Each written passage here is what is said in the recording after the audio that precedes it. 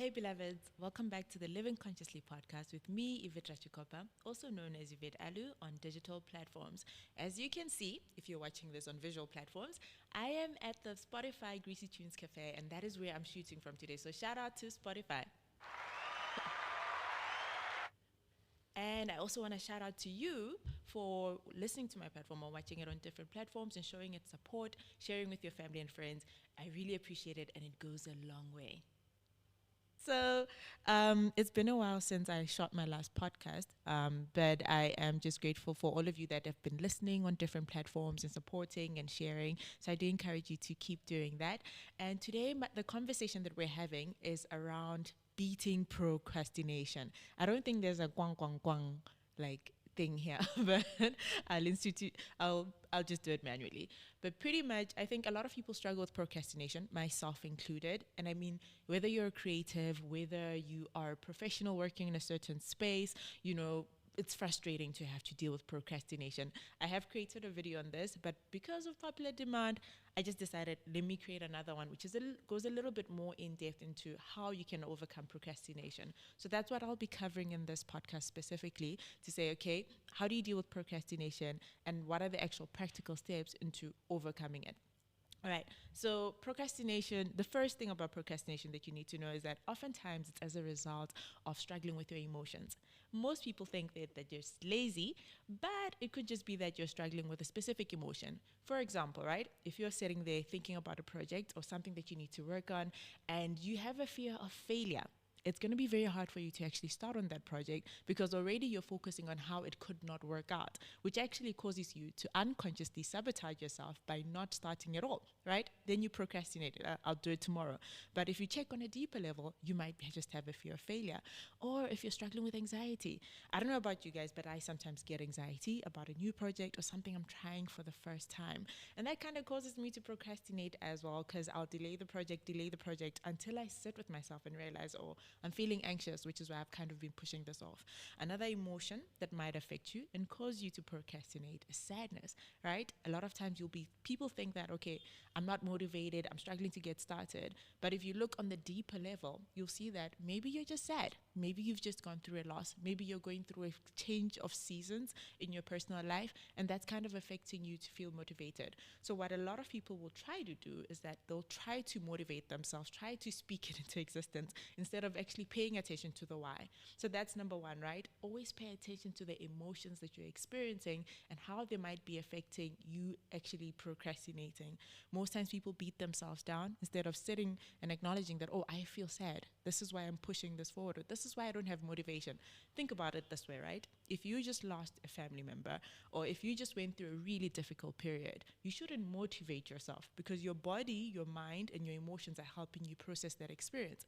So first you process the experience, and then afterwards, that's actually when you'll be able to move through it. So you don't try to move past it, you move through it, meaning that you sit with the emotion, you acknowledge it, and you work through it.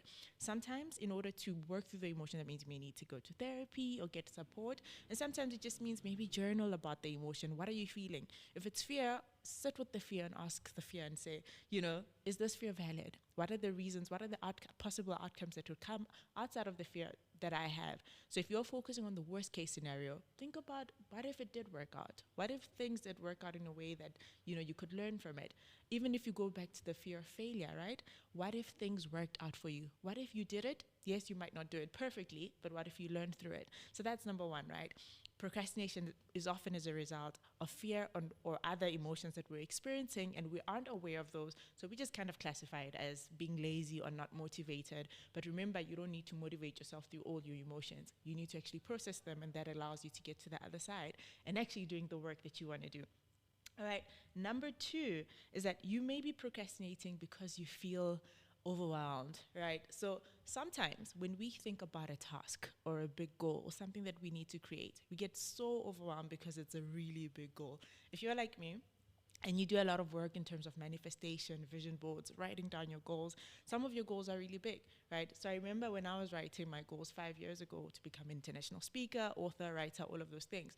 If I focused on all those things at once, I would have definitely felt overwhelmed.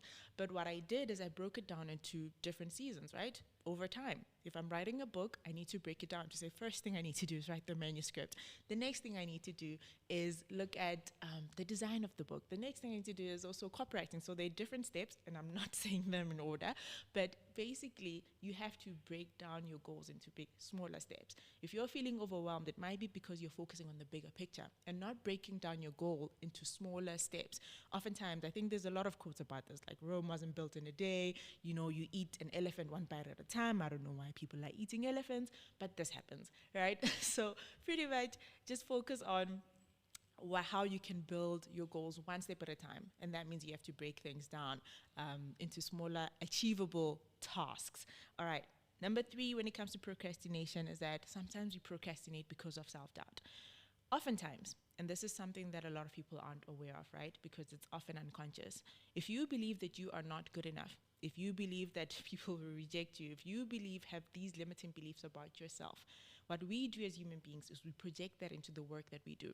So if I believe I'm not good enough, whatever I touch, I will think will not be good enough because that's how I perceive myself. So sometimes you may be procrastinating because you think you're not good enough. Therefore, you're already thinking, if I do this, I'm going to mess it up because I'm not good enough, and therefore my work is not going to be good enough. And then you unconsciously sabotage and you don't even start, right? So it kind of goes back to the fear of failure. It kind of goes back to, some of the things I've already spoken about. But I think self-doubt is something that causes us to basically procrastinate and not get the task that we want to get done. So in order to kind of overcome that, I would say obviously look at affirmations, try to separate the work from self, right? Your work is not a reflection of you. It might be expression, you might be expressing different parts of you, but your work isn't a reflection of you. And so many people attach their identity to their work to a point which is not always helpful. So sometimes it helps to separate and say, my work has nothing to do with me, right? I can do my best. Today I might be a really good speaker, right? I might go to a talk and do an amazing job. The next day, maybe I'm going through something and I really struggle through that day. That doesn't make me any less or worthwhile of a person, right? Sometimes you're learning and you make mistakes. Sometimes you're figuring things out, right? So don't project how you feel about yourself into what you're creating or what you're doing, because then some of the stuff you're going to do is never going to be good enough. It's always good to separate your worth from that. And also remember that I think then you also have to do the work to kind of like affirm yourself and say, I am good enough, right? I do deserve to be in the room. I do deserve to be in this space. And sometimes that also speaks into imposter syndrome, and that's why we procrastinate. And I think a part of everything that I've said, and I think maybe the last tip that I'll share with you guys today, is that learn to ask for help, right? Sometimes we procrastinate because we are learning, and then we don't get the task done, and then we get into more trouble because we're not actually moving forward. So it's important that you're mindful of how you feel and you're self-aware enough to know when you need help. And there's nothing wrong with asking for help. So learn to ask for help. If you are not sure and you're doing something for the first time, rather than procrastinating, go and speak. If this is in the workspace, speak to a senior. How can I do this task? Speak to some of your friends who've maybe gone through the same experience. How did you overcome this thing? How do you resolve this problem? And not internalize it to think that it means that there's something wrong with you. So that's pretty much it for me today. I didn't use the claps and the drums, so I'm going to press the applause thing again one more time. Thank you, Spotify.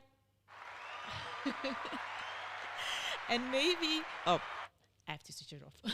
And maybe that's also just a clap for you. Sometimes don't be so hard on yourself. Don't beat yourself down for what you're not getting done. Look at the problem, find out the cause of the problem, and then I'd find the best way to move past it without internalizing it and making meaning out of it to think that there's something wrong with you. And break down your goals into smaller tasks. Take it one day at a time. Start at the smallest thing and build up over time, and practice self-awareness throughout that journey. And I promise you, you'll be able to do anything that you want and achieve any goal that you want. So that's it for me today. I hope you keep